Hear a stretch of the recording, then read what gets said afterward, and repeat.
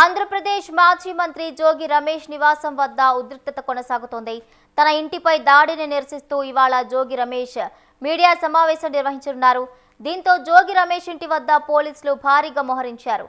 అటువైపు వైసీపీ కార్యకర్తలను రాకుండా అడ్డుకుంటున్నారు.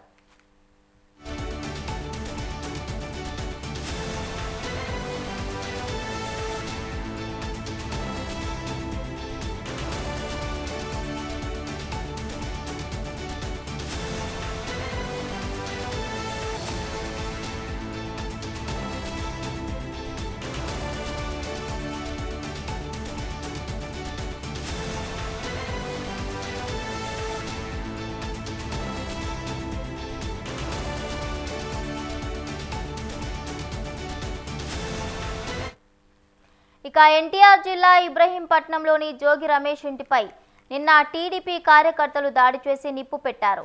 జోగి రమేష్ మీడియా సమావేశంలో సీఎం చంద్రబాబు, మంత్రి లోకేష్లను ఉద్దేశించి చేసిన ఘాటు వ్యాఖ్యలపై టీడీపీ శ్రేణులు ఆగ్రహం వ్యక్తం చేశాయి.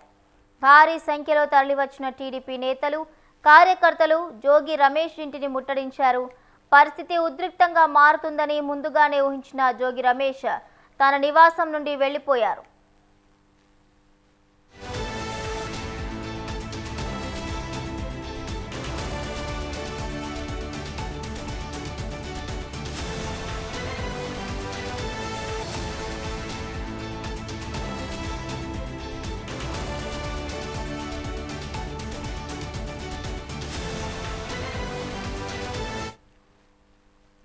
అంతకుముందు సత్తెనపల్లిలో అంబటి రాంబాబు ఇంటి ముట్టడి ఘటన మరొక ముందే ఇబ్రహీంపట్నంలో ఈ తరహా దాడి జరగటం ఏపీ రాజకీయాల్లో ప్రకంపనలు సృష్టిస్తోంది.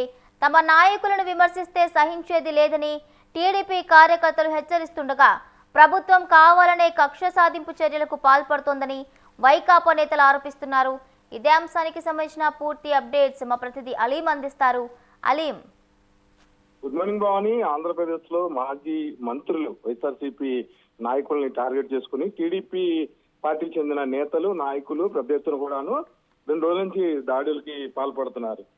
ఈ సంఘటనని పరిశీలించినట్లయితే ముందుగా గుంటూరు జిల్లా వైఎస్ఆర్సీపీ అధ్యక్షుడు అంబటి రాంబాబుని టార్గెట్ గా చేసుకుని దాడులు చేశారు. అనంతరం మాజీ మంత్రి జోగి రమేష్ ని టార్గెట్ చేసి కూడాను దాడులు చేశారు. రాత్రి ఏదైతే కృష్ణా జిల్లా వైఎస్ఆర్సీపీ అధ్యక్షుడు మాజీ మంత్రి పేర్ని నాని ఇంటి వద్ద కూడా కొద్దిగా హడావుడి చేసిన నేపథ్యంలో పోలీసులు వాళ్ళందరినీ కూడాను కట్టడి చేసినట్టుగా తెలుస్తుంది.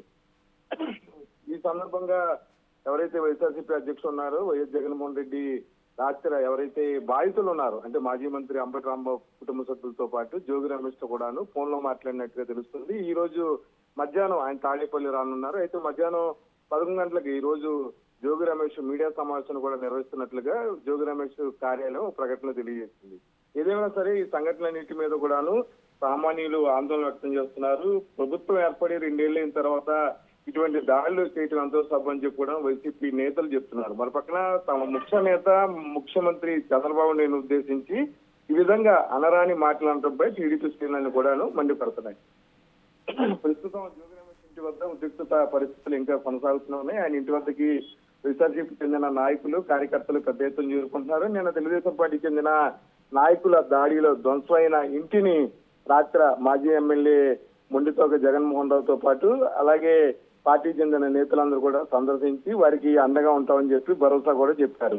ఈ నేపథ్యంలో జోగి రమేష్ తన ఇంటి మీద ఎవరెవరు దాడి చేశారు, మైలవరం నియోజకవర్గంలో ఏ నేత తమపై దాడి చేశారు అన్ని వివరాలు తనకు తెలుసని ఇవన్నీ కూడా ఈ రోజు మీడియా సమావేశంలో వెల్లడిస్తానని కూడాను జోగి చెప్పారు. ప్రస్తుతం జోగి రమేష్ తిరుపతి పర్యటన ముగించుకుని అర్ధరాత్రి వచ్చారు. అర్ధరాత్రి జోగి రమేష్ ని పోలీసులు అరెస్ట్ చేస్తారని చెప్పి కూడాను పెద్ద ఎత్తున పుకార్లు అయితే వ్యాపించాయి. అయితే పోలీసులు ఎవరు కూడాను జోగి రమేష్ ని అరెస్ట్ సంబంధించిన నోటీసులు ఇవ్వడం కానీ ఆయన ఇంటి వైపు కానీ వెళ్ళలేదు. ప్రస్తుతం ఆ ప్రాంతం అంతా కూడాను పోలీసులు ఇంకా మోహరించే ఉన్నారు. అంటే జోగి రమేష్ ని ఈ రోజు అదుపులో తీసుకుంటారన్నట్లుగా తెలుస్తుంది భవాని. ఏదేమైనా సరే ప్రస్తుతం వైఎస్ఆర్సీపీ నేతల్ని టార్గెట్ చేసుకుని తెలుగుదేశం పార్టీ ఈ విధంగా దాడులు పాల్పడటంపై ప్రస్తుతం రాజకీయ వర్గాల్లో తీవ్ర చర్చనీయాంశమైంది. ఈ విషయాన్ని సిపిఎం పార్టీ కూడాను కొద్దిసేపటి క్రితం పత్రికా ప్రకటన విడుదల చేసింది. మాజీ మంత్రి జోగి రమేష్, అంబటి రాంబాబు ఇళ్లపై దాడి చేయటం, తర్వాత అక్కడ ఉన్న వాహనాలను నిప్పు పెట్టడం, ఇంటిని కాల్చడం వంటి విషయాలన్నిటి కూడాను టీడీపీ చేసిన చేష్టలుగా తాము భావిస్తున్నామని చెప్పి కూడాను సిపిఎం పార్టీ